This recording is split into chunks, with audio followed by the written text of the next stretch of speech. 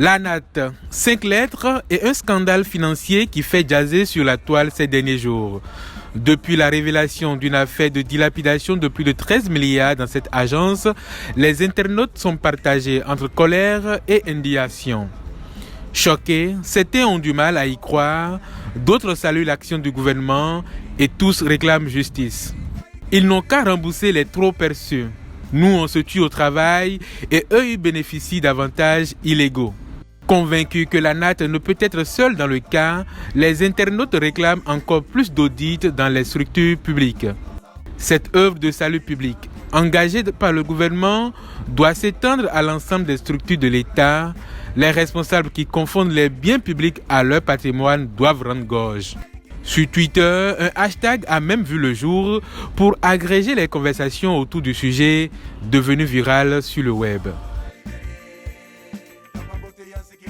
Lui aussi est devenu très populaire sur les réseaux sociaux, mais pour une toute autre raison. Son nom, Kaby Lamé, profession, influenceur sur TikTok, sa spécialité, parodier les tutos de bricolage, et ceci sans dire un mot, son geste conclusif avec les 2 bras tendus assurant le buzz.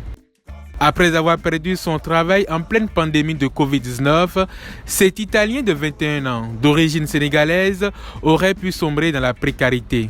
Mais avec 70 millions d'abonnés sur TikTok, Kaby Lamé est aujourd'hui le 4e utilisateur le plus suivi sur la plateforme.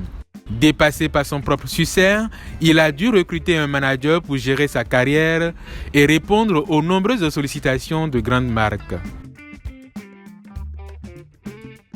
Aux États-Unis, une page se tourne chez le géant du commerce en ligne Amazon. Jeff Bezos, le fondateur de l'entreprise, quitte son poste de PDG du groupe en passant le relais à Andy Massey. Mais à 57 ans, l'homme le plus riche du monde n'est pas à la retraite. Il a annoncé vouloir se consacrer à ses autres projets et se permettre certains loisirs. Prochaine mission pour le milliardaire, un voyage dans l'espace. Toujours aux États-Unis, Donald Trump va porter plainte contre Facebook, Twitter, Google et leurs patrons. Ces géants du net avaient banni l'ancien président de leur plateforme en lui reprochant d'avoir suscité l'assaut meurtrier du Capitole via ses comptes. De son côté, Donald Trump défend avoir été victime d'une censure illégale et inconstitutionnelle.